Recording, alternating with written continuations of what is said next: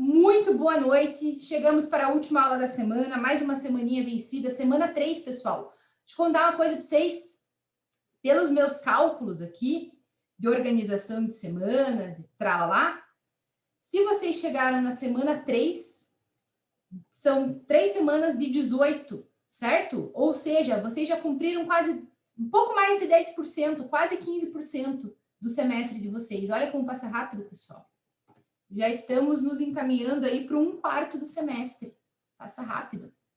Ontem vocês tiveram aula jato com a Camila, né? Que é minha sócia, que é professora da FAPI, que veio me salvar para vocês pelo menos não ficarem totalmente sem aula.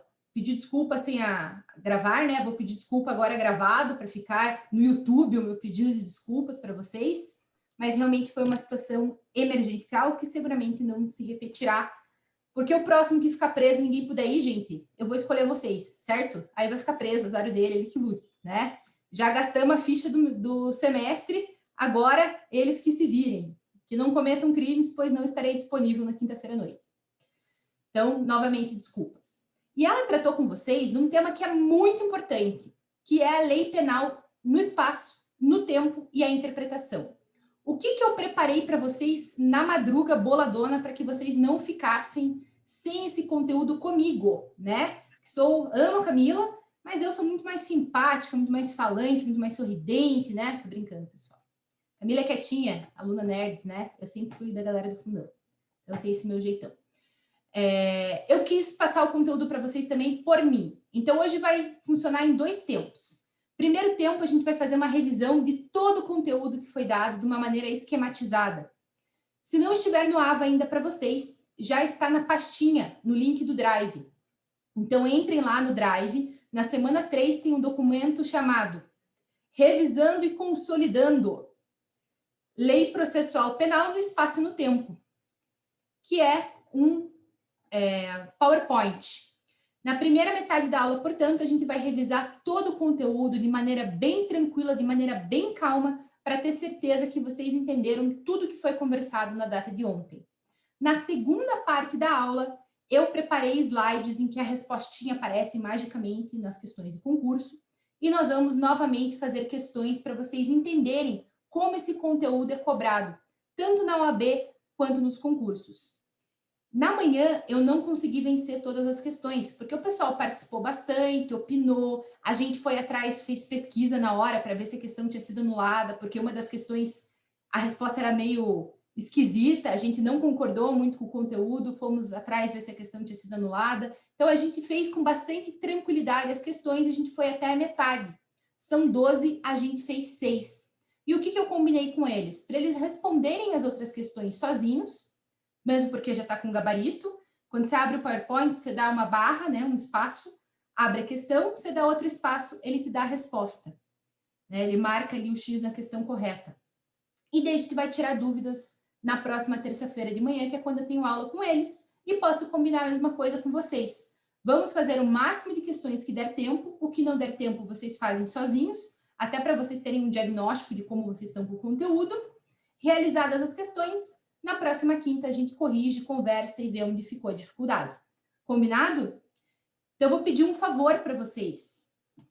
Participem, certo? Ainda que você não esteja a fim de ligar a câmera hoje, está meio de saco cheio, já abriu uma cerveja, não quer que fique filmado, está tomando uma taça de vinho, não quer que eu saiba, está com criança correndo atrás, está com a gata na praia, participe. Abra o seu áudio, pelo menos. Fale, prof, não entendi essa questão. Ou, acho que a resposta é D. Participe, certo? Quanto mais vocês participarem, mais bem aproveitada é a aula de resolução de questões. Então, vamos lá. Voltei cheia de energia e com saudades de vocês. Estou parecendo a primeira aula. Falando rápido. Eu gosto da turma de vocês. Estava conversando com a professora Thaís sobre vocês. Falando que vocês são uma turma muito boa, de gente do bem, de gente que participa, de gente inteligente, cheirosa. Gostamos de vocês.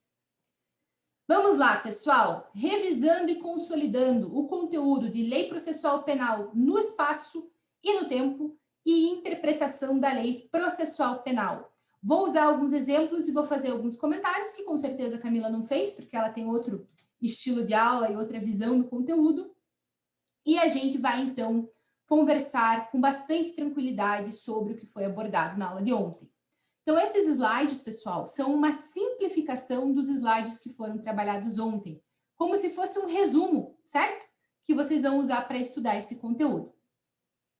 Primeiro artigo que a gente vai reler juntos, o artigo 1º do CPP, para a gente falar sobre territorialidade. Vamos lá, artigo 1º. O processo penal reger-se-á em todo o território brasileiro por esse código. Qual que é a regra, portanto, pessoal? A regra é o princípio da territorialidade. Em território brasileiro, o que vale é o CPP. Mas, professora, foi um chinês que esfaqueou um russo no porto, num navio italiano, professora. O que o Brasil tem a ver com isso? Ora, estava no porto. Porto é território brasileiro? Se está no território brasileiro, é nosso problema? Sim. Certo? Vão tentar confundir vocês em questão. Vão tentar confundir colocando um monte de nacionalidade, falando que está no porto, falando que está no navio de bandeira X. Não caiam na confusão. Princípio que vai reger o espaço de aplicabilidade do CPP é o princípio da territorialidade. A regra, portanto, é: aconteceu um crime em solo brasileiro, esse crime vai ser regido pelo CPP. No entanto, pessoal, no próprio artigo 1º a gente tem algumas exceções que foram trabalhadas na data de ontem. Primeira exceção, tratados, convenções e regras de direito internacional. Vamos conversar um pouquinho sobre essa primeira exceção. Nós temos 2 documentos que são essenciais nessa discussão de exceção. O primeiro é a Convenção de Viena. A Convenção de Viena, pessoal, é da década de 60. Então, o conteúdo dela é um pouco antiquado. Lembram que em um dos artigos eles falam que não se aplica a regra da diplomacia para os criados pessoais dos agentes diplomáticos? Gente, que expressão é essa? Criado, né? Já imagina aquela mulher gorda penteando os cabelos da filha do diplomata, né? Trazendo a roupa dela, fechando a cinta ali. Pelo amor de Deus, gente, que coisa mais antiquada, que coisa absurda de falar criado, né? Coisa ridícula. Mas é porque é um documento antigo, pessoal, né? É um documento antigo, traduzido de forma arcaica. Então, a gente encontra esse conteúdo, assim, com esse cheirão de naftalina, criados pessoais, né? Então, vamos lembrar um pouquinho sobre como funciona a imunidade diplomática. Todo agente diplomático que está aqui no Brasil, ele tem o direito à imunidade. E essa proteção, ela tem uma razão muito específica, pessoal. Imaginem vocês que vem o Ivan, lá da Rússia, certo? Diplomata russo aqui no Brasil. E o Brasil, por alguma razão específica, está com uma relação muito estremecida com a Rússia. E o Bolsonaro, então, a família Bolsonaro, eu estou fazendo um plot aqui que não existe, tá, gente? Não é para criticar nem zoar o Bolsonaro, é que ele deu azar de ser o presidente na época da minha aula, vou fazer o quê? O Bolsonaro, então, resolve armar um plot contra o Ivan, e a polícia militar planta drogas, e o Ivan é condenado e preso aqui no Brasil. Gente, imagina um incidente diplomático que isso ia causar, o Ivan falando que a droga foi plantada, a embaixada russa em polvorosa, o Bolsonaro dizendo que não, que ele é culpado. Então, por que a gente tem essa imunidade diplomática? Ela surge de um princípio do direito internacional que se chama princípio da reciprocidade. É um grande acordo mundial com o Supremo, com tudo. Então, o que você combina, pessoal? Eu não me meto no seu diplomata, porque ele está aqui realizando um exercício oficial. E você não se mete no meu também. Diplomata cometeu crime no meu país, eu vou comunicar à embaixada daquele agente diplomático específico e o país dele que irá julgá-lo. Certo, pessoal? Para a gente não criar guerras por causa de crime de diplomata, certo? Então, é uma questão, esse comportamento do direito processual penal, ele é muito mais oriundo das questões de relação diplomática propriamente dita do que de uma principiologia processual penal. Certo? A gente não se mete no diplomata que está atuando aqui no país. E essa imunidade, pessoal, ela se estende a todos aqueles agentes que fazem parte da missão diplomática e estão aqui também no Brasil, certo? Nós chamamos o país que mandou o diplomata de país acreditante, perdão, e o país que recebe de país acreditado. Então, toda a missão diplomática acreditante, que trabalha diretamente com a missão diplomática, tem imunidade aqui no Brasil. Assim como todos os nossos diplomatas, pessoal, têm imunidade lá fora. Beleza? Tranquilo? O que a gente precisa lembrar que normalmente cai em concurso e que é importante da gente recordar até para a prática profissional? Primeira questão. Essa imunidade, ela não abarca os criados pessoais, ou seja, a babá do baby diplomata que veio junto, a diarista, empregada doméstica que veio junto, não gozam de imunidade diplomática. Não ao menos pela Convenção de Viena. Da mesma forma, pessoal, não gozam de imunidade diplomática aqueles que perceberam a nacionalidade brasileira, que são nacionais brasileiros. Vamos supor que o Ivan, quando veio da Rússia, veio com a sua mulher, e então um bebezinho Ivanzinho Júnior, nasce na cidade de São Paulo. Lembrem que a nacionalidade no Brasil é ius soli e não ius sanguine. Vocês já aprenderam isso? Vocês lembram disso, de ius soli e ius sanguine? Alguns países, vamos revisar, zero crise. Alguns países, a nacionalidade é por sangue, tipo a Itália. Por isso que a gente, esperrapado aqui, tudo descendente de italiano, fica batendo lá na porta da Itália falando, oh, me dá uma nacionalidade aí, eu tenho sangue italiano também. Essa nacionalidade ius sanguine, pelo sangue. Se você é um descendente daquela nacionalidade, você também é nacional daquele país. Aqui no Brasil, nós adotamos o ius soli. Quem nasce em solo brasileiro, brasileirinho é. Ora, pessoal, se o filhinho do Ivan é um brasileirinho, quando ele fizer 18 anos, ele será responsabilizado como brasileiro, certo? Não tem essa mamata da imunidade diplomática.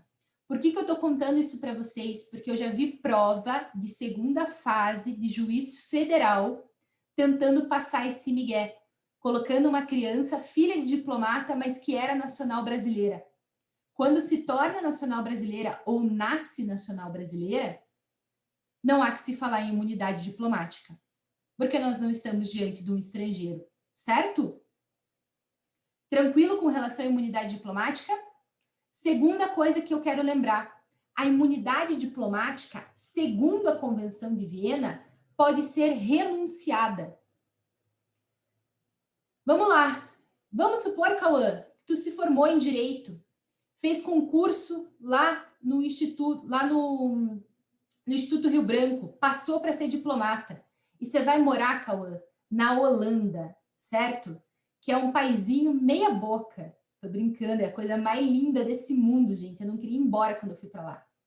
E aí você comete um crimezinho lá na Holanda, certo?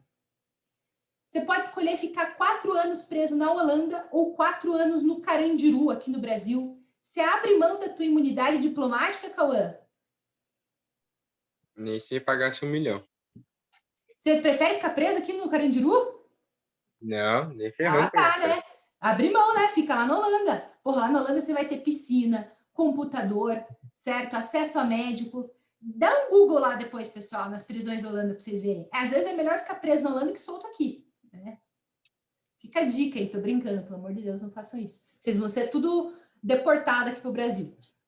Para cumprir pena aqui. Vai ter uns negocinho para relaxar lá na prisão? Na prisão não, Zac, mas quando você sair, você afoga as mágoas bacana lá. Tem uns rolê legal lá na Holanda, te digo. Não que eu tenha experimentado, né? Mas tem uns rolê legal lá na Holanda para você experimentar, Zac. É o Space Cookie, chega e dá-lhe. Né? Não só isso, cara. Tem lugar lá na Holanda que se você quiser comprar, Deus livre, gente. Aí também não é nem brincadeira, né? Tô fora desse tipo de coisa. Mas você compra até umas coca lá, meu. Tudo autorizado. Lá as drogas todas são liberadas. Se quiser cheirar uma carreira num bar, você cheira. É um pouco O governo assustador, né? fornece, né? Tem insumos para drogadição. Exatamente. É muito louco, gente. É outro mundo, né? É outro mundo. Outro mundo. Coisa doida, assim. Eu ficava um pouco desconfortável. Quer comer o Space Cook, ficar meio doidão, meio retardado, tudo bem, né? Mas cheirar uma carreira do teu lado, para mim, é um negócio que para mim é pesadinho, assim, ainda. Besteira, né? Talvez, minha. Mas eu Será que fico existe algum desconfortável. tipo de serviço tipo faz lá? Como assim? Ué, o pessoal passa recolhendo pessoa de rua e tal, oferecendo abrigo. Será que existe isso? Tem, Deve tem, existir, né? tem. Tem porque o Estado, a partir do momento que o Estado legalizou, ele se responsabiliza pelo cuidado dessas pessoas, né? Então, se a pessoa está Com caindo na rua, certeza. então ele é bem, bem cuidado, assim, bem cuidado. Enfim, gente, outro mundo, né? Mas só essa brincadeira com o Cauã, para vocês lembrarem, pessoal, que vocês podem renunciar à imunidade diplomática. O que eu quero alertar vocês? A Convenção de Viena, pessoal, é um tratado internacional que possui regras gerais. Muitos países têm tratados bilaterais. Então, essas regras, na prática, podem mudar um pouco, certo? Pode ser que a China tenha um tratado bilateral com a Rússia, em que os filhos de diplomatas, mesmo que nasçam no outro país, estão também abarcados pela imunidade diplomática, certo? Porque um dos princípios que rege o direito internacional público é o da reciprocidade. Então, quando um país faz algo de positivo, a trata com maior permissividade o outro, normalmente ele recebe isso em troca e é firmado um tratado bilateral. Então, o que a Convenção de Viena traz para a gente é o arroz com feijão, são as regras gerais, mas as regras especiais podem surgir em tratados bilaterais. Vou dar um exemplinho bacana para vocês.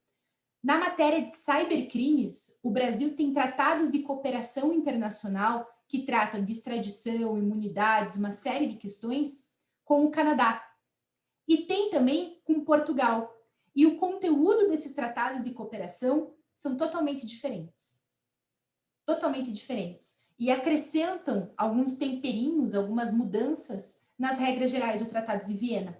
Então é importante a gente lembrar, pessoal, que a Convenção de Viena ela apresenta regras gerais, que a gente vai entender para o nosso dia a dia como básico, mas sempre podem existir tratados bilaterais alterando o conteúdo da relação entre esses dois países. Beleza? Tranquilo, pessoal? Alguma dúvida com relação às imunidades? Um apontamento, Claro. professora. Diga O lá. corpo de segurança dos consulados e diplomatas fazem parte da estrutura principal. Isso é fato. Eles não teriam imunidade também? Vamos lá. Todos aqueles, Guilherme, que vêm para o Brasil para realizar atividade afeta à missão diplomática, estão abarcados pela Convenção de Viena, certo? O que acontece é que, por vezes, esse trabalho ou é terceirizado nas embaixadas, ou não está diretamente relacionado à missão diplomática em si. Por exemplo, um segurança que trabalhe num braço da embaixada, que vai carimbar passaporte, pode ser que ele não esteja contemplado na Convenção de Viena.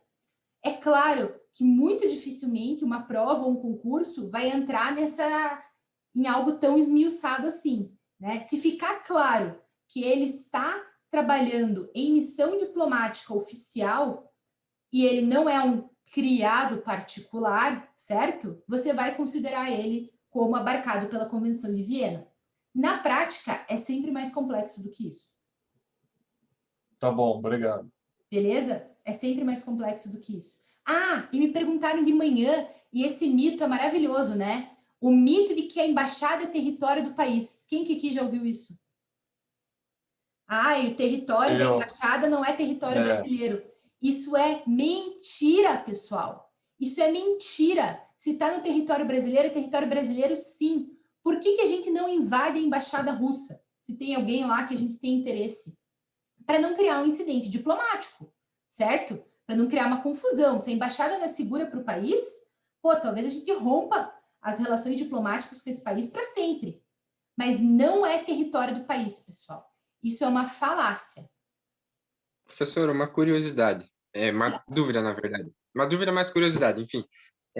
Se por um acaso um russo tá, não diplomata nem nada, um caso mais abstrato, um russo está no Brasil viajando e comete um crime e comete fuga até o consulado, e os policiais perseguem ele até o local. é permitido a invasão consulado pela parte da polícia para prender em flagrante ou não é permitida a entrada deles? Puxa, Cauã, boa pergunta, viu? Nunca tinha me feito essa pergunta. Eu te diria que pelo CPP, a prisão em flagrante, ela autoriza a invasão de qualquer tipo de propriedade privada. Mas eu nunca olhei os tratados internacionais para ver como a gente lida com prisão em flagrante na questão diplomática. Eu não vou te responder porque eu seria leviana, mas eu adorei a tua pergunta, eu vou pesquisar e eu posto a resposta lá no AVA, ou no máximo na semana que vem eu trago para você. Vou até anotar para não esquecer. Nunca tinha parado para pensar nisso. Viu porque eu amo dar aula, gente? Porque vocês me obrigam a aprender coisas. Fazendo uma extensão na colocação do Cauã. Diga. E um veículo diplomático? Em que sentido? No sentido, assim, um embaixador, um diplomata que comete um crime, se refugia no veículo para voltar para a embaixada. Ele pode ser bloqueado pela polícia, alguma coisa nesse sentido? Veja, os agentes diplomáticos nunca serão presos no Brasil. Nunca serão presos. Então, o agente diplomático em si, não faz sentido você bloquear o veículo para prender, porque lembrem que eles têm imunidade formal e material, que estão lá nos slides. A imunidade formal é que eles não serão processados aqui no Brasil. E a imunidade material é que eles não serão presos. E isso inclui a prisão em flagrante. Certo? Isso inclui a prisão em flagrante. Então, o agente diplomático não pode ser preso e processado no Brasil. Então, o Brasil teria que fazer um contato diplomático com o país de origem para solicitar que ele seja removido aqui do nosso país e julgado e enviar o processo para lá. Isso segundo a Convenção de Viena. Doido, né, gente? Dá uns filmes bons, né? Por isso que eles fazem filme com diplomata em Hollywood, porque dá uma confusãozinha bacana, interessante. Né? Obrigada pelas perguntas, gente. Muito provocativas e interessantes. Já está anotado aqui, já está colado no meu CPP para pesquisa. Minha primeira resposta seria que em flagrante a gente pode. Se não for um agente diplomático, né? Se for um cidadão comum. Mas eu vou estudar para te responder com propriedade. Adorei. A aula de hoje, para mim, já valeu a pena. Adorei essa pergunta. Cauã fez perguntas muito boas, né, Cauã? Eu gosto que você tenha umas curiosidades muito interessantes, que você nunca perca isso. Isso é uma coisa que a gente tem isso quando a gente é criança, e conforme a gente vai ficando adulto, a gente perde essa capacidade de raciocínio, de abstração, né? A gente vai ficando meio quadradinho, assim. E você não perdeu isso é fantástico. Muito filme, Netflix, série. Esse vai surgir. Vai ficando, né, imaginativo. Não, maravilhoso, adorei tua pergunta, achei massa. Vamos lá. TPI, artigo 5º, parágrafo 4º da Constituição da República, tem a previsão, eu não quis dar esse spoiler quando a gente estava resolvendo as questões, né? A questão continua errada, pessoal, aquela questão do TPI, certo? Por conta da segunda parte dela. Mas a gente tem previsão na Constituição da República de possibilidade de entrega, inclusive de nacionais, para o TPI. O Tribunal Penal Internacional é uma jurisdição internacional que está associada à ONU, certo? E que todos os signatários do Estatuto de Roma, que é o tratado que institui e que tipifica as condutas do TPI, submetem os seus nacionais à jurisdição do TPI. Para aprofundar um pouquinho mais, dentro do Estatuto de Roma, a gente tem duas possibilidades quando alguém comete um dos crimes que estão tipificados no Estatuto de Roma. Quem tiver curiosidade de ler o Estatuto de Roma, gente, tem no site do Planalto, tá? Traduzidinho. Então, quem quiser dar uma olhada, cada crime tem muitas condutas. É super interessante. Então, você vê condutas desde utilização de criança-soldado, utilização de bombas cluster. Vocês sabem o que são bombas cluster? Já comentei com vocês? As bombas e munições cluster são bombas que explodem em muitos pedaços. Então, elas causam um sofrimento muito grande. São balas com explosivas e bombas explosivas. Elas explodem em fragmentos, são bombas com fragmentos. O Brasil já foi o segundo maior produtor de bomba cluster do mundo. Vocês sabiam disso? Que a gente produzia bomba cluster em larga escala? Doideira, né? A gente produzia bomba cluster em larga escala. Não sei como é que está a situação atual, mas essa pesquisa, esse levantamento eu fiz em 2009. Não faz tanto tempo assim, né? Uso de bombas cluster é um crime de guerra. Então, existem uma série de condutas tipificadas, né, Eu tenho um livro aqui sobre o Trocosi. Esse livro aqui, acho que eu já mostrei ele para vocês. Trocosi, Slave of the Gods. O Trocosi é uma prática africana em que, quando algum homem da família comete um crime, a pena é entregar uma jovem da família, normalmente entre 9 e 14 anos, para o priest. Eles chamam de priest aqui no livro, que é em inglês, mas não é um padre católico, obviamente, né? É um líder espiritual local, espiritual e político, e ele escraviza essa menina para fins sexuais, para fins de trabalho doméstico, para fins de trabalho no campo. Essa é a pena, né? O Trocosi, a autorização do Trocosi por governos africanos já foi debatida como uma hipótese de crime contra a humanidade. Então, existe essa discussão no TPI. Enfim, as condutas são variadas e são muito interessantes, né? Inclusive, tão logo a pandemia permita, eu vou lançar o meu livro sobre TPI lá no escritório, estarão todos convidados, né?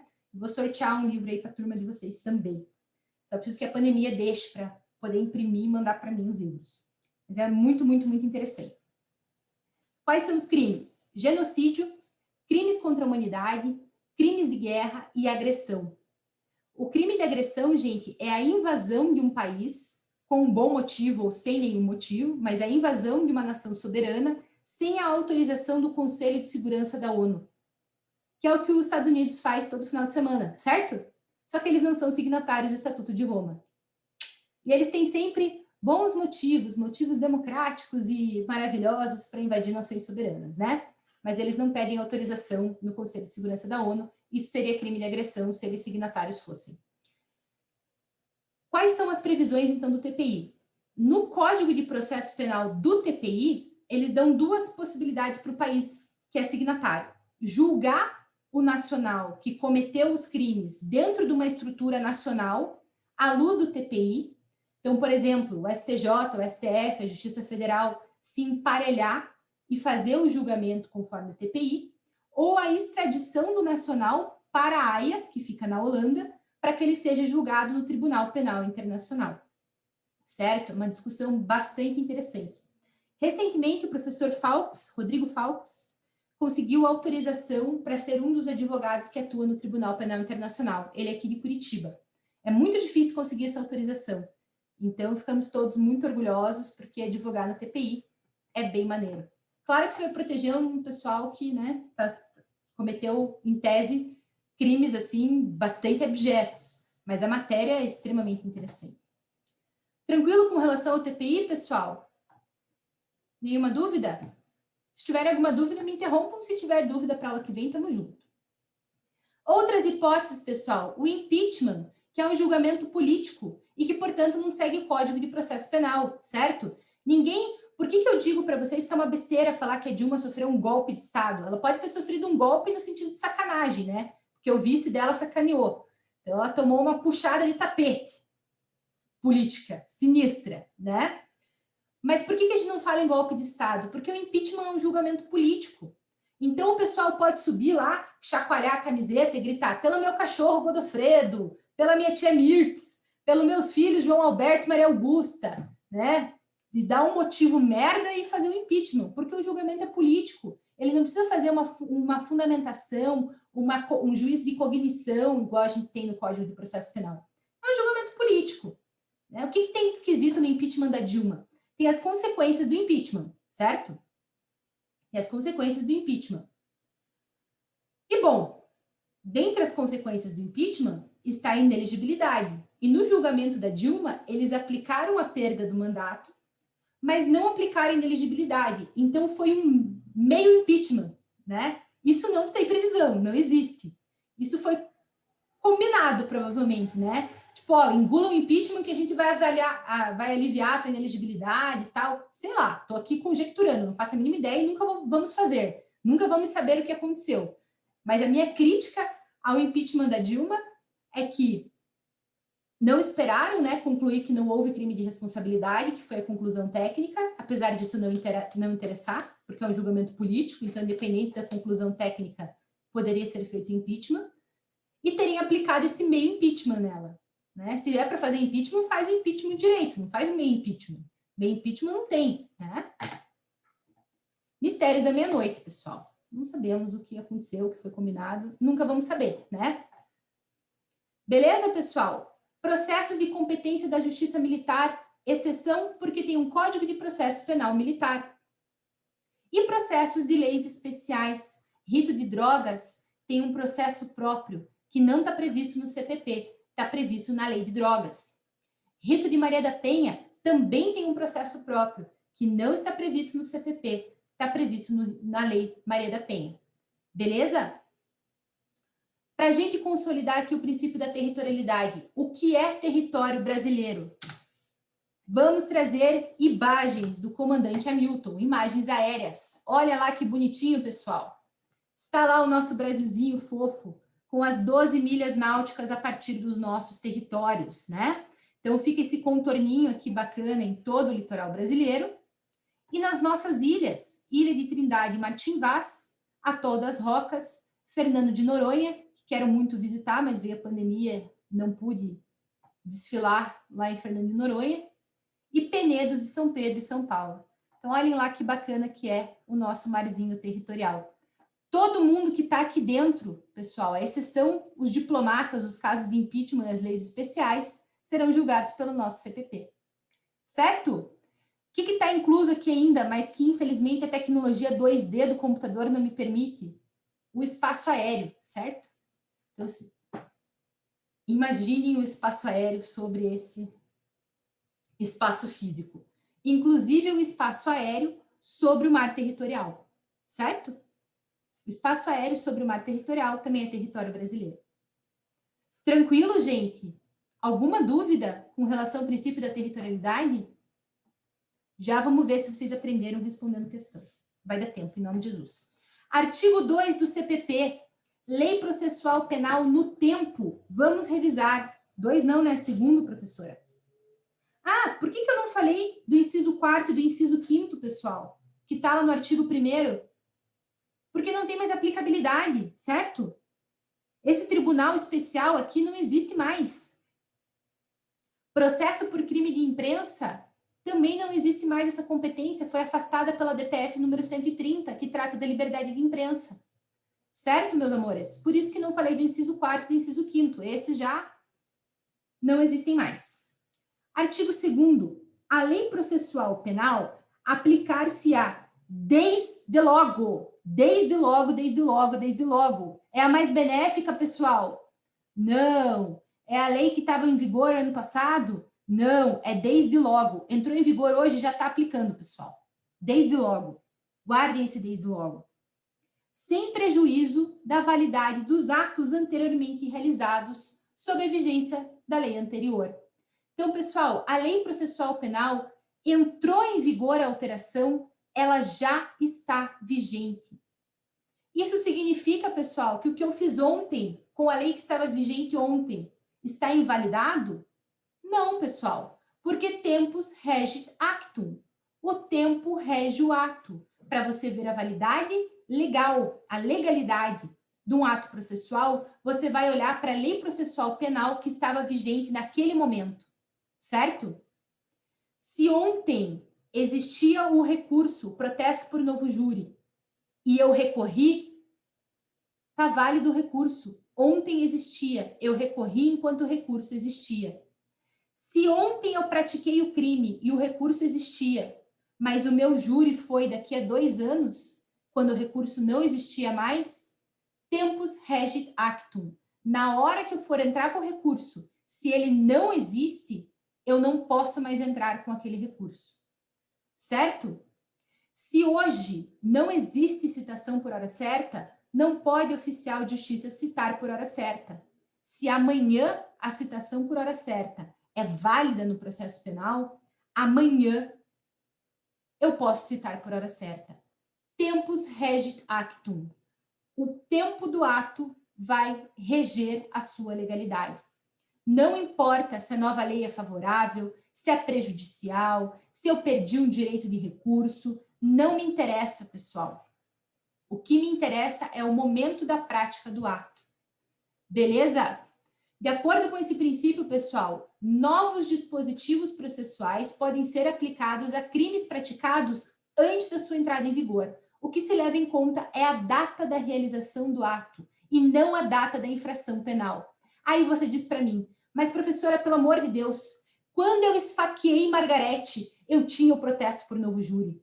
E agora que eu estou aqui fazendo o meu júri, esse recurso não existe mais. Não posso eu, imbuído do meu direito adquirido de quando esfaqueei Margarete, protestar por um novo júri? Não existe isso, pessoal. O que vale é a lei do momento do ato processual. Esse tempus regit actum, o actum é o ato processual, não é o ato criminoso, não, certo? Então, não me interessa a lei processual que valia quando eu cometi o crime. Me interessa a lei processual de quando eu realizo o ato. Vou dar um exemplo para vocês com um desenho, porque sou dessas. E é assim que vão cobrar de vocês. Linha do tempo. Em algum dia e mês de 2008, que eu não vou saber de cabeça, vocês vão me perdoar, entrou em vigor uma lei que extinguiu o recurso protesto por novo júri,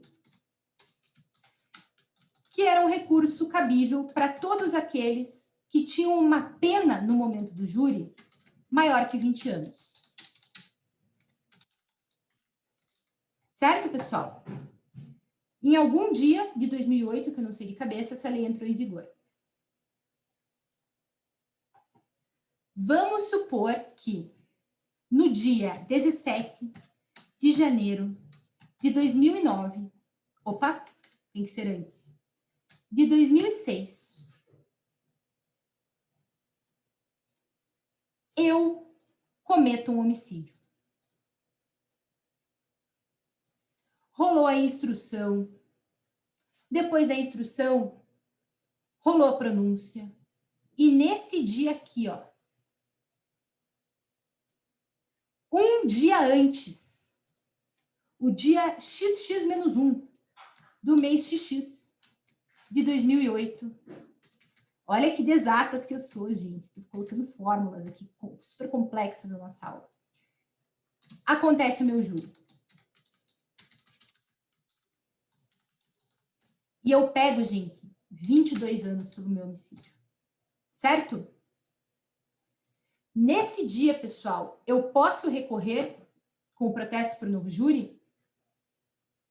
Um dia antes da lei extinguir o recurso? Sim. Quem que disse sim? Eu, Eu quem? Guilherme. Oi, Guilherme. Eu. Sei lá quem eu, né? Essa hora tem que perguntar assim, mas qual dos Guilhermes? Tem 32 Guilherme na turma. E daí Guilherme eu Lima. falar, eu quem? O Guilherme. Que Guilherme? O Branquelo, né? Porque não tem preto nunca em faculdade, ensino superior. Tem 3 em cada turma. Já repararam nisso, gente? Não é triste? É triste. Eu acho triste. Vamos lá. Então, Guilherme, você está certo. Seja qual Guilherme for, o Lima ou o Murara, que eu já vi que o Cardoso está com a câmera aberta. E não É o Lima. Lima, receba a sua estrelinha, Guilherme Lima. Pode, ué. Tá valendo o recurso? Não foi extinto ainda? Mas, professora, não vão julgar o teu recurso depois de extinto? Vão. Mas na hora que eu interpus, ele existia. Agora, é diferente, pessoal. Se eu recorro no dia seguinte, no D+1, já era. Já era. Não tem mais o recurso. Mas, professora, quando você cometeu o crime, existiu o recurso? Pois é. Mas tempus rege actum. Meu júri não está sendo num dia que esse recurso não existe mais? Já era. Certo? Vamos para o segundo exemplo. Também, curiosamente, em um dia de 2008, veio a lei que criou a citação por hora certa.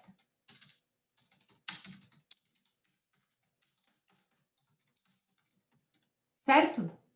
Citação por hora certa, pessoal, é literalmente aquilo que ela quer dizer. É uma citação num horário determinado por um réu que potencialmente está tentando se esquivar da citação. Certo? Vamos lá, pessoal. Se eu for citada por hora certa, no dia 17 de 1 de 2006, Porque o Código de Processo Civil prevê essa possibilidade, sempre previu. Está válida a minha citação? Antes da lei criar? Viram como quando a gente coloca num caso concreto é meio confusinho de lembrar que é tempo rege actum? Parece simples, né? Mas quando você põe no caso concreto, cara, dá um nozinho. E se for no dia... Opa! Comi bola aqui. E se for, pessoal, aqui a citação por hora certa, mesmo que o meu crime tenha sido nesse dia, pode? Pode. Porque no momento do ato, a citação por hora certa já existia. Último exemplo. E daí a gente segue adiante. Também em 2008, você veja que em 2008 o pessoal revolucionou, né? Eles extinguiram o sistema presidencialista. No Brasil, professora? Não, nas audiências. No Brasil, não. No Brasil, continuamos com o sistema presidencialista. Mas nas audiências. O que isso significa? Que nessa data aqui, se eu fosse fazer uma audiência, ela ia funcionar mais ou menos assim. Vamos supor que o Cauã fosse a testemunha e o Guilherme fosse o juiz. Eu olharia para o Guilherme como advogada e falaria: Excelência, a defesa gostaria de saber se a testemunha estava presente no dia dos fatos.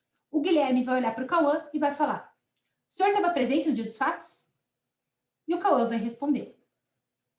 Eu vou olhar para o juiz e vou falar: Excelência, gostaria de saber se a testemunha conseguiu observar o que estava acontecendo.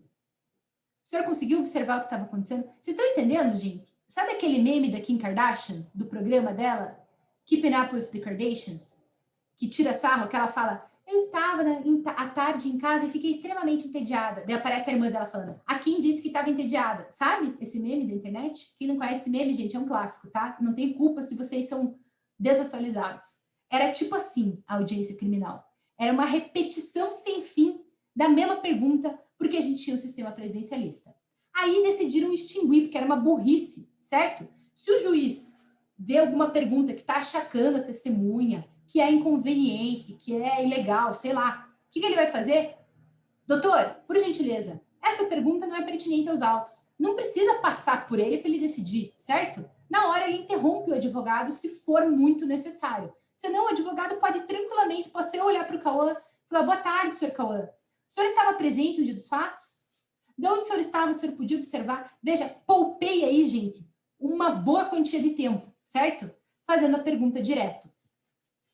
Se eu realizei uma audiência pelo sistema presidencialista, enquanto ele era possível, aqui em 17/1/2006, e a audiência em continuidade foi realizada apenas, cadê meu quadradinho? No dia 17/1/2009.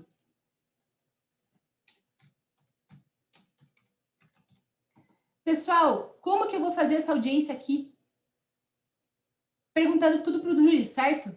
Excelência, testemunha estava lá? Estava. Excelência, a defesa gostaria de saber.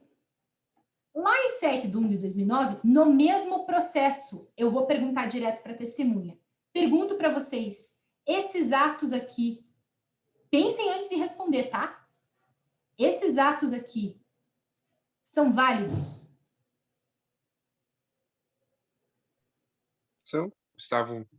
Era válido na época? Exatamente. Essa sempre vai ser a resposta. Era válido na época? Era. Então a gente convalida. Olha lá o que diz pra gente. Vamos ler de novo o artigo 2º, porque agora ele vai fazer mais sentido. A lei processual penal aplicar-se-á desde logo, sem prejuízo da validade dos atos realizados sobre a vigência da lei anterior. Sem prejuízo dos atos realizados sobre a vigência da lei anterior. Certo, pessoal? Conseguiram entender a dinâmica do tempus rege actum? Ficou mais claro do que estava ontem? Todo mundo tranquilo na santa paz de Deus? Então é nós que voa. Vamos para o nosso último slide. Normas híbridas ou mistas. Perempção e decadência. Pessoal, perempção e decadência está prevista no CPP e está prevista no CP. Como a norma é mista ou híbrida, como ela mistura as duas coisas, a interpretação mais garantista a ser feita é de que a gente vai aplicar a norma mais favorável, como se fosse uma norma material e não processual, certo? Perempção e decadência, que é a norma mista ou híbrida, nós vamos aplicar a norma mais favorável. Não vamos tratar como norma processual penal. Tranquilo? Tem que decorar. Esse aí, infelizmente, não tem macete, tem que decorar. Interpretação da lei processual penal. Há diversos modos de interpretação e de hermenêutica legal. Nós podemos falar quanto à origem, quanto ao modo e quanto ao resultado. Pessoal, se eu pego essa caneta aqui, eu posso classificar ela quanto ao uso, quanto à cor e quanto, sei lá, ao custo. Ao peso. Ao peso, ótimo. Certo? Gostei. Então, vamos lá. Quando eu estou classificando uma norma quanto à origem, isso não exclui a classificação quanto ao modo e quanto ao resultado. Essa caneta é roxa, de uso infantil, leve e cara, porque é uma caneta Crayola importada que eu ganhei do meu papai, porque eu gosto de desenhar, apesar de não ter ficado na Belas Artes. Então, eu consigo classificar quanto às 4 coisas, certo? É uma caneta roxa, é uma caneta de uso infantil, é uma caneta cara e é uma caneta leve, muito levinha, como toda canetinha. Toda norma, portanto, pessoal, pode ser classificada a sua interpretação quanto à origem, quanto ao modo e quanto ao resultado. Por isso que, às vezes, elas se misturam na explicação. Muitas vezes, uma interpretação teleológica vai ser autêntica, porque a gente vai buscar na norma o fundamento de existência e o significado daquela norma. Todas as vezes, uma interpretação sistemática vai ser autêntica, porque a sistemática vai ser realizada dentro do sistema legal. Eu vou olhar para a Constituição, eu vou olhar para normas adjacentes, certo? Então, vamos lembrar, quanto à origem, ela pode ser autêntica, em que a gente vai procurar na própria legislação uma interpretação. Pode ser doutrinária, a interpretação jurisprudencial, como os juízes entendem aquela norma. Doutrinária com relação aos livros, né? A doutrina, como a doutrina interpreta aquela norma. E pode ser jurisprudencial, com relação à jurisprudência, a como os tribunais estão interpretando aquela legislação. Eu gosto sempre, pessoal, de fazer um alerta aqui para a interpretação doutrinária, mas já vou conversar com vocês sobre isso. Quanto ao modo gramatical, você vai procurar no Aurélio o significado. O exemplo que eu coloco é do pode.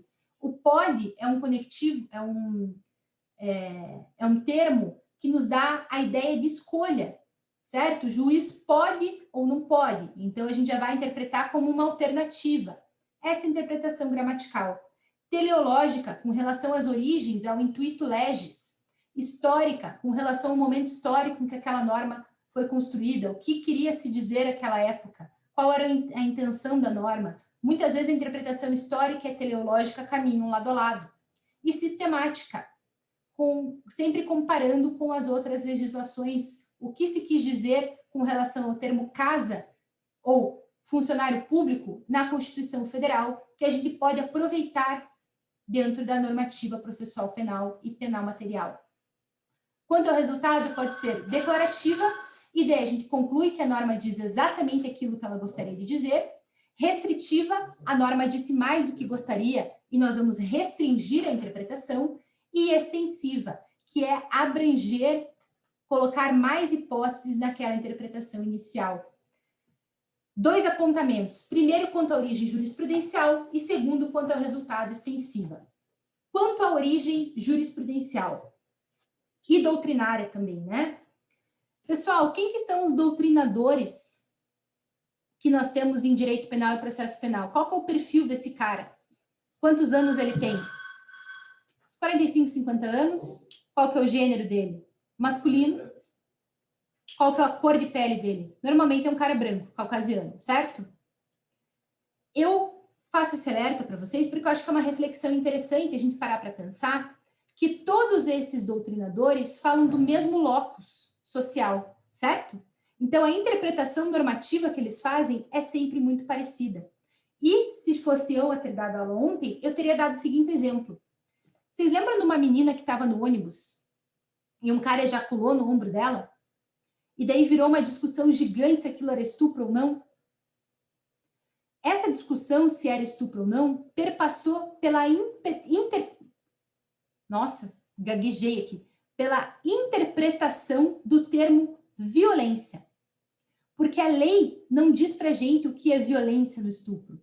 Então, a gente não poderia fazer uma interpretação autêntica, certo? A lei não fala que violência é violência física, ou que violência pode ser violência psicológica, certo? Ela só fala violência. E a interpretação do termo violência é feita pela doutrina. Então, começou uma discussão, principalmente com as criminalistas feministas, se a ideia de violência, a interpretação doutrinária de violência, era de violência física, porque nós estamos falando de homens que só enxergam a violência na violência física. Eu sei que eu estou entrando numa pira aqui um pouco, mas é porque eu gosto sempre de fazer vocês refletirem um pouco com relação a alguns conteúdos um pouco fora da caixa, né? E aí começou a se debater. Pô, vamos pegar lá o livro do Bittencourt, vamos pegar o livro do Auri, vamos pegar o livro do Busato e vamos ver o que eles dizem que é violência na doutrina. E nenhum livro falava da possibilidade de violência psicológica, falava da grave ameaça. E quando falava da grave ameaça, falava que a grave ameaça era arma, que a grave ameaça era, enfim, algo também de cunho físico, não de cunho psicológico. E daí a gente começou a debater, né? Pô, o que quer dizer violência? O que quer dizer grave ameaça num crime de estupro? Será que uma mulher que esteja num beco escuro, sozinha com um cara, se ela não reagir, ela consentiu com o ato sexual? Se ele não estiver armado? Ou será que a violência pode ser o medo que ela está sofrendo naquele momento e ela escolhe não reagir porque ela sabe que ela tem menos força física e dela não reage? Porque se uma mulher é pega num beco escuro e o cara estupra ela, ela não reage e ela não está drogada, não está bêbada, não... Muitos doutrinadores não vão entender isso como um estupro, pelo fato dela não ter reagido. Estão entendendo o que eu quero dizer? Que às vezes a gente entra nas profundezas da interpretação normativa e que isso às vezes é realizado de um locus muito específico, em que o cara vai falar, pô, mas por que ela não gritou? Por que ela não bateu? E a mulher vai falar, porra, se eu estivesse no beco escuro com um cara que eu não conheço, eu ia ficar bem quieta também para não morrer, né? O cara faz o que ele quer e depois eu resolvo. Eu não quero morrer, né? Então, é muito interessante a gente parar para pensar que essa interpretação doutrinária, ela parte de um locus muito específico e muitas vezes a gente não questiona, né? A gente abre um livro e fala, pô, está no livro é verdade, né? Se o cara que é um cara foda, que estudou tal, pô, se ele está falando isso, eu concordo. Será que a gente tem que concordar sempre com o que está na interpretação doutrinária? Será que a gente não pode questionar de um viés crítico? Então, eu só queria colocar isso para vocês, porque às vezes na qualidade de estudantes, e me coloco nessa qualidade também, afinal sou estudante de pós-graduação, a gente não questiona o que está na interpretação doutrinária ou jurisprudencial. Quanta jurisprudência absurda tem, né? E daí a gente pega a jurisprudência e fala, não, se está na jurisprudência, é verdade. Então, a interpretação legal, a gente tem que sempre questionar. É isso que faz a jurisprudência evoluir. Se vocês pegarem um livro do Bittencourt, ainda hoje vai estar escrito lá, Marta, para o nosso horror, que estupro só existe em face da mulher honesta. Quem que é a mulher honesta, gente? É a mulher virgem ou casada. Se a mulher não é nem virgem nem casada, ela não pode ser vítima de estupro. Livros clássicos do direito dizem isso, porque essa interpretação mudou muito recentemente, nos idos dos anos 2000. Olha que coisa maluca, gente. Né? Então, eu gosto de fazer essa reflexão, porque eu acho ela importante. Não que a gente vai virar uns kamikaze maluco que fala que tudo que está escrito é bosta. Não, né? Mas no sentido da gente refletir sobre o que está escrito. Não endeusar o doutrinador, não endeusar o juiz, o desembargador que faz a decisão. Porque nem sempre eles acertam, porque eles partem de um locus. Né? Às vezes esse locus é machista, um pouquinho machistinha, ou é um pouco racista, né? Ou é só equivocado, anacrônico. O cara às vezes é para frente em vários assuntos, mas está velhinho já pensa de uma forma que não cabe mais na nossa sociedade. E a gente precisa evoluir essa interpretação. Né? Então, só para vocês refletirem sobre isso, que nem toda interpretação que está na jurisprudência, nem toda interpretação que está na doutrina é algo para a gente dizer amém e aceitar que é daquele jeito.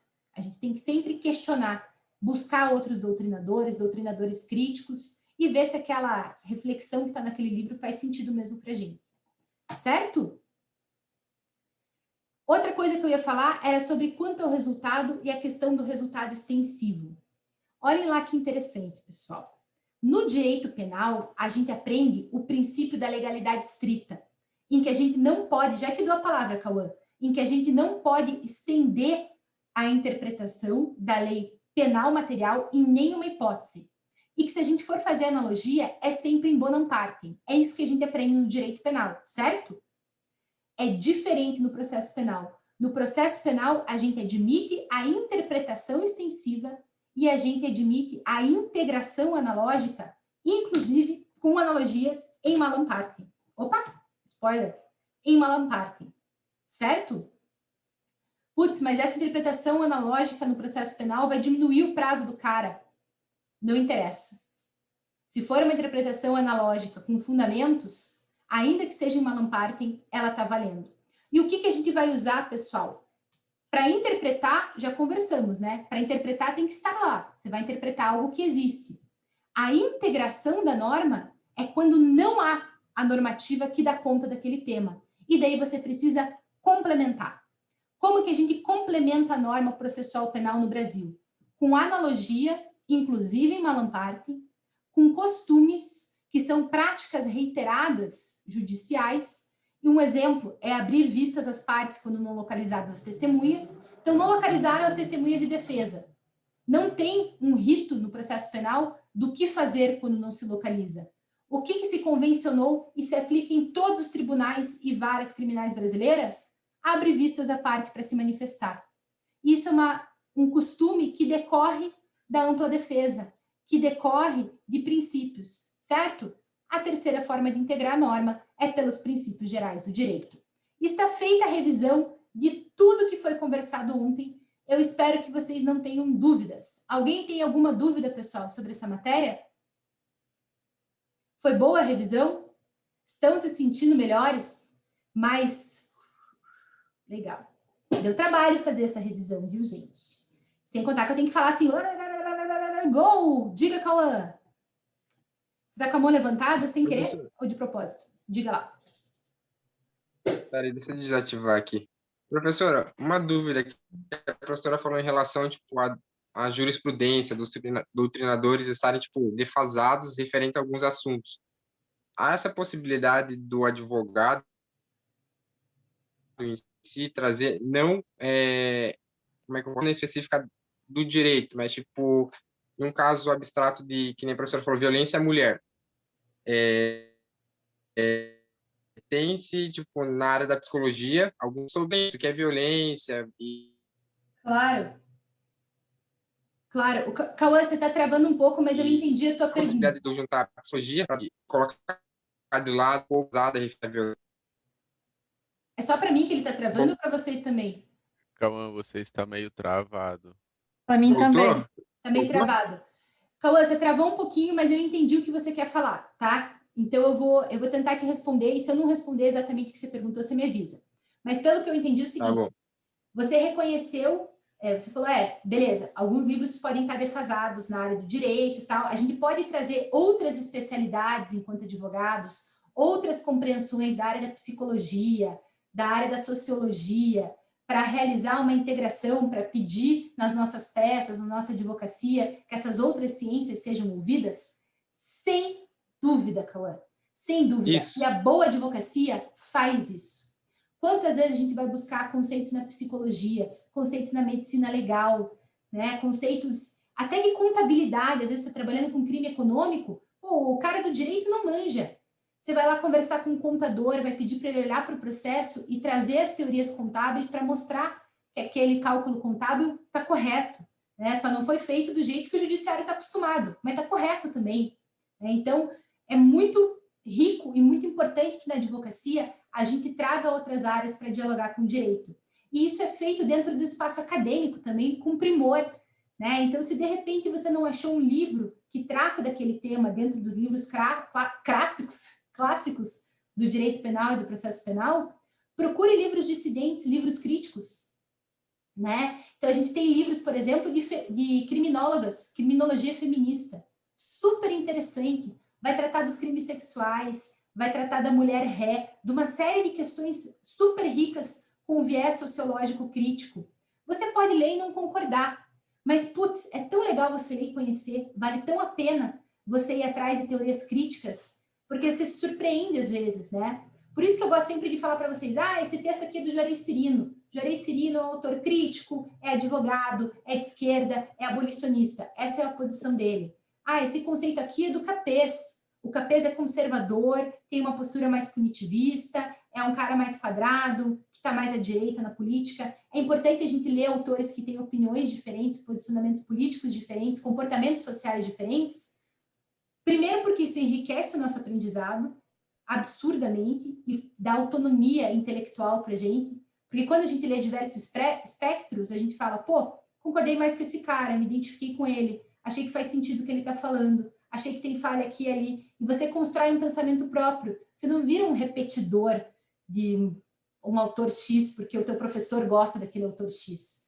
Né? Então, eu trago aqui, dos extremos, acho que o mais à esquerda e abolicionista que eu posso trazer para vocês é o Juarez Cirino. E o mais conservador que eu posso trazer para vocês é o Capês. Né? Então, nesse espectro, a gente tem um monte de autores que vão pensar de formas diferentes, e isso é muito importante. Mas, sim, é muito legal trazer outras áreas para o direito, e muito importante, porque, em geral, o direito é muito careta. Muito careta. E isso não cabe mais no direito. A nossa sociedade não é mais tão careta assim, né? O prof, chegou sexta-feira falando de Holanda, de baseado, de sociedade careta. Tô achando esquisito esse papo aí, hein? Achando estranho essa tua vibe aí, Netroots. Vamos lá, gente. Vamos resolver algumas questõezinhas que a gente ainda tem alguns minutos, certo? Vamos lá. Essa questão 1 deu o que falar. Já aviso vocês, tá? Que vocês vão se decepcionar com o resultado dela. E já digo, ela não foi anulada. Ela foi mantida pela banca. Vamos lá. Referente à aplicação da lei penal e da lei processual penal, assinale a alternativa correta. Concurso do TJ do Acre para juiz leigo, banca de 2015. Tema que está valendo ainda, certo? Nada mudou na legislação para invalidar essa questão. Que invalida ela, que ela é ruim mesmo. Mas como eu sempre pego as 15 primeiras que aparecem, para vocês terem um gostinho do concurso público e ver que nem tudo é rosas, né? Ela está aqui também. Vamos tentar resolver ela e ver como a gente se sente. A. Em relação à aplicação da lei no espaço, vigora o princípio da absoluta territorialidade da lei processual penal. B. Cessadas as circunstâncias que determinam a sua existência, a lei penal excepcional deixa de ser aplicada ao fato praticado durante a sua vigência. C. Por expressa previsão legal, a lei penal sempre retroage para beneficiar o réu, ainda que já transitada em julgado a sentença penal condenatória. E D. De acordo com o princípio da aplicação imediata da lei processual penal, os atos já realizados sob a vigência de determinada lei devem ser convalidados pela lei que a substitua. Não vou nem pedir para vocês responderem, porque vocês vão responder hipóteses que estão corretas, certo? E eu já vou mostrar para vocês, com tristeza no coração, o que a banca considerou correto. Isso aqui não vou nem jogar com vocês, eu trouxe só para mostrar mesmo. Essa é a correta pela banca. Pô, professora, mas daí você está de sacanagem, né? A letra A fala de absoluta territorialidade, que alguns doutrinadores falam que existe aqui no Brasil absoluta territorialidade, porque a gente não aplica extraterritorialidade no processo penal, só no direito penal material. Então, a A talvez eu marcasse. A B está muito errada, né? Pô, cessadas as circunstâncias que determinam sua existência, a lei penal excepcional deixa de ser aplicada ao fato praticado durante sua vigência. Questão mal construída, não faz sentido. A D parece a mais correta, né? Pô, é o que eu fiquei buzinando na orelha de vocês a noite inteira. Que, de acordo com a aplicação imediata da lei processual penal, os atos já realizados devem ser convalidados. Está escrito isso expressamente no Código de Processo Penal. Mas eles marcaram a C. De fato, pessoal, a lei penal, não a lei processual penal, sempre retroage para beneficiar o réu. Mesmo depois de transitado em julgado, oportunidade em que a gente vai fazer uma revisão criminal e vai pedir a aplicação da lei penal de forma retroativa, certo? Porque ela sempre retroage. Mas, galera, vamos combinar aqui? Tristeza você estudar para concurso pachuchu para pegar uma questão merda dessa. Porque é ruim, né? Mal redigida, putz, zoadaça essa questão. Mas eu coloquei aqui porque às vezes a gente precisa ver o que a gente vai encarar em concurso. A resposta foi a C. Pesquisamos juntos na turma da manhã. Não foi anulada a questão. Eles bateram o pé e mantiveram a resposta na C. Coisuca, né? Vamos para a próxima, então, que menos decepção no coração. 2012, banca Fundação Carlos Chagas, TJ de Pernambuco. Inclusive, pessoal,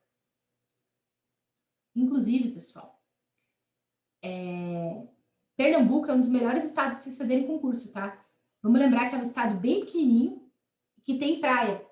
Independente de onde você seja alocado, em 3 horas você está na praia, certo? Pernambuco, calor, praia bonita.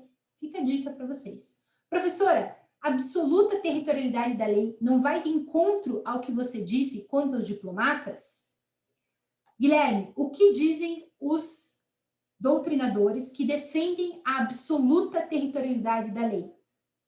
Como no território brasileiro a gente vai aplicar o processo penal a todos os casos que acontecem aqui, com apenas uma exceção, sabe que absoluto no direito não tem nada, né? Quando eles falam absoluto é porque é a maioria. Absoluta, né? Não há. Então, eles defendem que sim, como todos os casos aqui serão tratados pelo CPP, seria absoluta territorialidade da lei. E tem algumas bancas que vão colocar absoluta territorialidade da lei processual penal como um antagonismo à possibilidade de extraterritorialidade da lei penal material, né? Então, a gente encontra a expressão absoluta territorialidade da lei em alguns livros. A exceção dos diplomatas continua existindo e eles continuam achando absoluta. É uma questão de nome doutrinário, né? É triste. Eu trago a verdade dos concursos e a verdade da disciplina para vocês, gente, da multiplicidade de autores, né? Seria muito mais fácil se eu escolhesse um autor e falasse, não, pelo autor Gustavo Henrique Badaró, não existe absoluta territorialidade da lei processual penal. E vocês achassem que isso é uma verdade absoluta e que esse é o único autor que existe no mundo, né? Mas a realidade não é essa. Seria mais fácil, mas infelizmente não é assim que funciona, né? Então, a gente encontra autores que falam em absoluta territorialidade da lei. Eu prefiro falar em territorialidade da lei, né? Porque a gente viu que não é tão absoluta assim. Mesmo porque também tem os ritos especiais, né? Então, falar em absoluta territorialidade do processo do CPP não é o tecnicamente mais correto. Mas você encontra em autores sim. Sobre a aplicação da lei processual penal e a interpretação do processo penal, é incorreto afirmar. Não sei se eu já dei essa dica, mas se eu der 2 vezes, não tem problema. Toda vez, pessoal, que você está num concurso e aparece escrito incorreto, você vai circular ou grifar vigorosamente o incorreto. Porque depois você está cansadão, você fala, vou dar uma conferida que eu ainda tenho tempo. E aí você olha ao errado marcado X e faz o quê? Porra, quase errei uma, hein? Se eu não confiro aqui, e troca a resposta, né? E daí você mesmo se faz de trouxa. Então, circula o incorreto, para quando você for fazer essa conferência, você não se sabotar, beleza? Parece uma dica boba, gente, mas quando você tem um concurso de 80 questões e você volta para conferir cansadão já, com a cabeça Nárnia, você troca a resposta. Eu já fiz isso. Bem triste, gente. Mas tudo bem. O que está incorreto aqui? Vamos lá. A legislação brasileira segue o princípio da territorialidade para aplicação das normas processuais penais. Tá certo ou errado, pessoal? Nem tem o absoluto para a gente ter dúvida, né? Legislação brasileira segue o princípio da territorialidade para a lei, para aplicação das normas processuais penais. Tá certo, pessoal. É o primeiro slide que a gente viu, né? Bota um coraçãozinho do lado. Aqui o examinador foi gente boa, colocou uma questão de lambuja para você saber que não é. B. O princípio da territorialidade na aplicação da lei processual penal brasileira pode ser ressalvado por tratados, convenções e regras de direito internacional. Correta, certo? Falamos dessas ressalvas. TPI, Convenção de Viena, possibilidades de imunidades diplomáticas. C. A lei processual penal aplica-se, desde logo, sem prejuízo da validade dos atos realizados sob vigência da lei anterior. É o nosso artigo 2º, né? Certinho, ipsis literis. D. A norma processual penal mista constitui exceção à regra da irretroatividade da lei processual penal. Essa aqui tem que usar um pouco mais a cachola. Vamos ler de novo e vamos conversar sobre. O que é a norma processual penal mista, pessoal?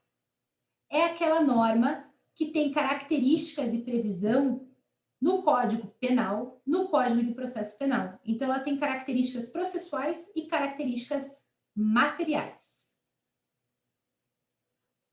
Beleza, lembrei qual é essa norma. O que seria a regra da irretroatividade da lei processual penal? Seria a lei processual penal retroagir para ser aplicada em atos que foram realizados anteriormente, certo? Quando ela não estava vigente. Isso seria a proibição de retorno da lei processual penal para situações em que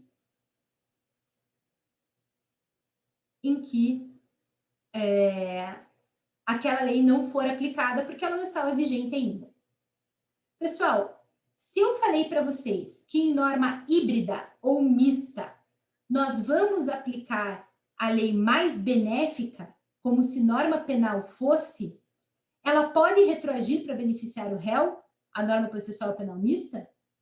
Pode, certo? Pode, como uma norma penal. Então, ela constitui uma exceção à regra da irretroatividade? Constitui, porque você vai aplicar a mais benéfica, certo? Sempre que vocês se depararem, pessoal, com uma questão que gere desespero, porque você leu e você não entendeu, segmenta ela em partes. Tenta lembrar os conceitos em partes. Então, você vai olhar e vai pensar, o que é uma norma processual penal mista? Ah, é verdade, é aquela norma que tem característica das duas coisas, de norma penal e processual. Se tem as duas características, nós vamos interpretar como norma penal. Norma penal retroage em benefício do réu.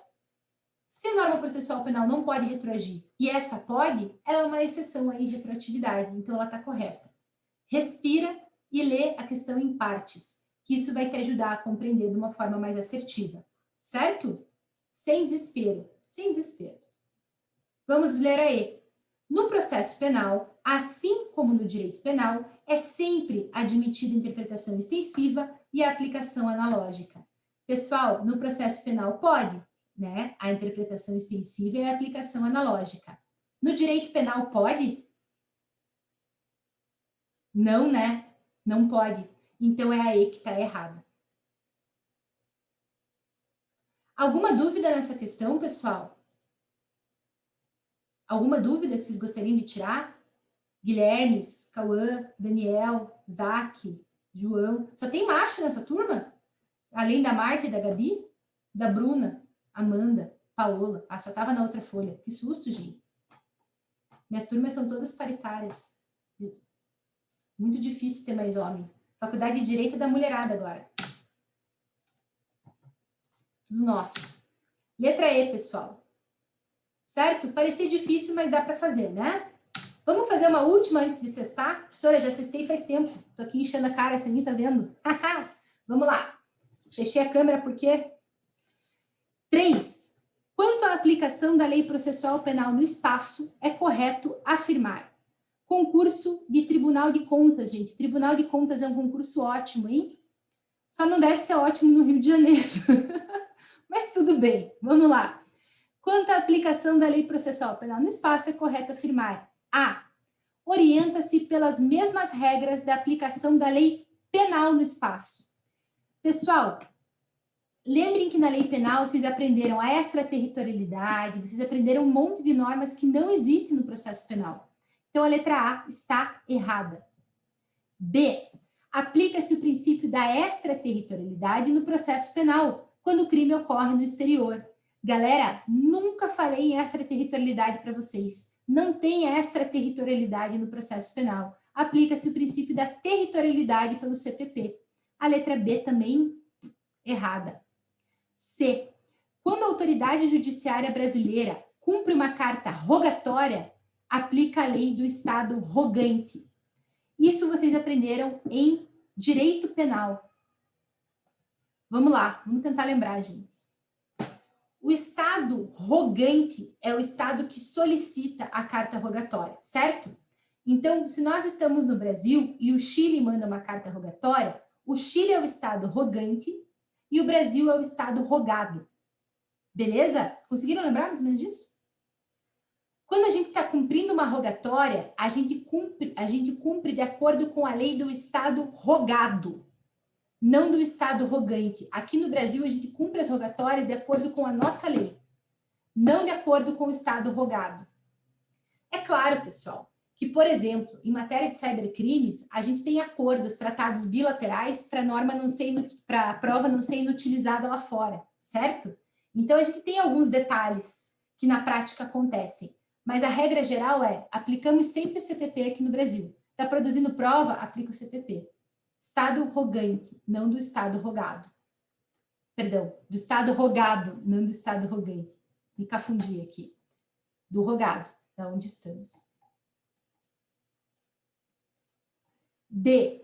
Orienta-se pelo princípio da territorialidade, que determina a exclusão da lei processual penal estrangeira em território brasileiro. Pessoal, a regra geral não é essa? Regra é sempre geral, né? A regra não é essa, que no território brasileiro a gente exclua a lei processual penal estrangeira? É a regra, né? Nosso princípio da territorialidade. Então, pessoal, a resposta correta é a letra D. Beleza? Galera, para não segurar vocês até muito tarde, numa sexta-feira à noite, eu vou encerrar por aqui na questão 3. Qual que é a dica que eu dou para vocês? Se vocês entrarem lá na pasta da nossa disciplina e baixarem os nossos slides e colocarem assim em formato apresentação, que é esse que eu estou usando, que ocupa a tela inteira, apertando a barra de espaço, vocês conseguem fazer isso que eu fiz, né? Então, você lê a questão, marca qual você acha que é e aperta a barra que você vai ter o gabarito, para ver se você acertou ou errou. Tem outras 9 questões. Respondam as 9 questões, certo? Baixa aí, galera. E em vez de ficar no Instagram se sentindo pobre e gorda, em vez de ficar vendo Netflix, que você já assistiu tudo que tinha, mais um pouco, responde ali 9 questõezinhas de processo penal para tua professora, que fez isso na madrugada. Fica feliz e corrigir na aula que vem, certo? E vocês verem se vocês entenderam a matéria ou não. Tem mais uma questão que está no rol de questões arrombadas de concurso, certo? Que é aquela questão que você fala, puta, que... você xinga lá o examinador. Mas a gente conversa sobre ela na aula que vem. Responda o que você acha que é certo. E se você se deparou com uma questão absurda, fale comigo, que a gente vai corrigir e vai tentar entender o que aconteceu com a banca. Beleza, pessoal? Eu vou encerrar a gravação. Obrigada àqueles que nos assistem no futuro, por terem acompanhado a nossa aulinha revisão.